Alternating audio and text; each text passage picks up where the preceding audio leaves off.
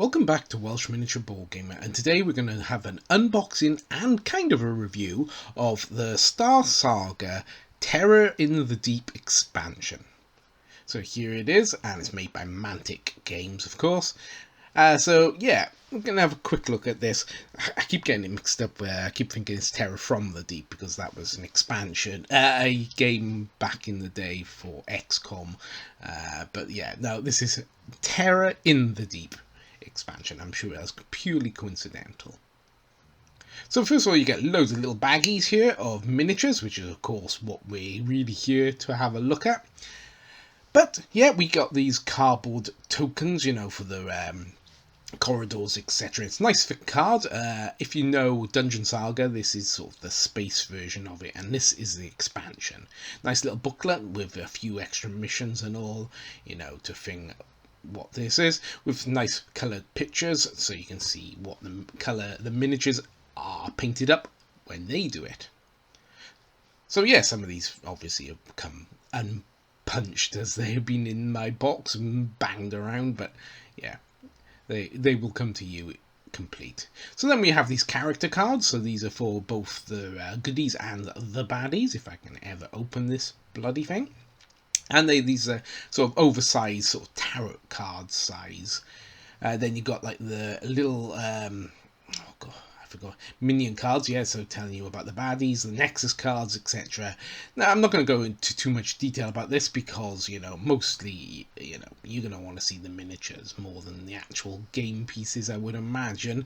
And I haven't actually yet got to play Star Saga. I played the old Dungeon Saga, and I really enjoyed that game, and yeah, I think this looks like it's going to be the same sort of thing, just obviously a sci-fi version, especially with the new Dungeon Saga coming out.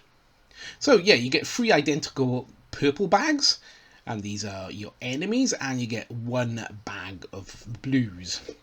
So I'll show you one of these. So this is the ogre, and so you get 3 of these, and it's like a Murloc or whatever from Fallout, kind of, but with a Cthulhu face. Then you got one of these, what they call scuttler. So you got 3 of these in the pack. Then you have, what is he called? He's called an assassin. So he's got you know, the clippity clip claws, lobster hands. But yeah, they all come in this purple like plastic for the baddies, so you can differentiate them. So this is a rifleman, and you get 3 of them. He's kind of a cool looking print. I quite like him. You know, it's that floppy plastic a little bit, but it's not too floppy. It's not like the old Reaper Bones. So this guy is called a gunslinger, and he's kind of gunslinging, I suppose. He's got his 2 pistols. And then you're going to have the Inca. So, yeah, it looks like Krang from Teenage Mutant Ninja Turtles. But yeah, a brain with teeth. So then we've got this blue and grey bag. So let's have a look at what we've got in here. So we've got this big old dude who's the Blight. And he kind of looks like some sort of lionfish. You know, but with arms, obviously. Because he wouldn't be very threatening if you're just flopping around on the floor. But that's kind of a cool looking miniature. Then we have this guy who, I don't know, he looks like almost like a Chinese dragon crossed with a lobster. So he's called the Terror. But yeah, very strange looking miniature. Then we got Otter Sora, I think he's called. Yeah, so he's one of the heroes. And he is a weird, blubbery, sort of, again, sort of Chinese inspired by the face mask he's wearing, etc. Very strange looking things. And the So-Hin. Now, I hate elves, and these are the Asterians, which are basically elves, but in the Mantic Warpath universe. So yeah, I can't like elves, you know, they're not me.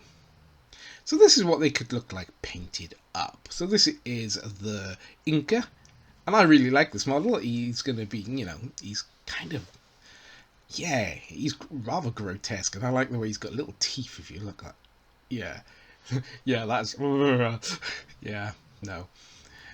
Also, we have the scuttlers, so these are like the basic drones. And yeah, I painted them up in the same sort of colour scheme that I've painted up my harvesters, so you know, I can mix and match them with the harvesters pack from Wargames Atlantic. Then we have this less weird, the Terror.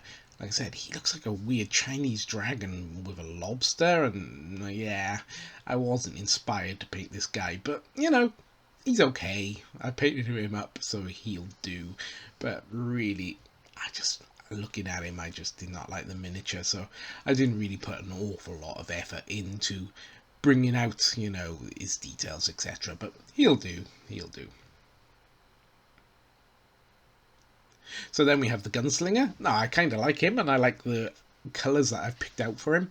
He's got the, like, I painted his silver, his armour, and then did a speed paint from Army Painter green over the top of it, and it really looks good, and it looks sort of alien and what have you, and his guns are painted like a coral, you know, natural colour. Then we have the Assassin here.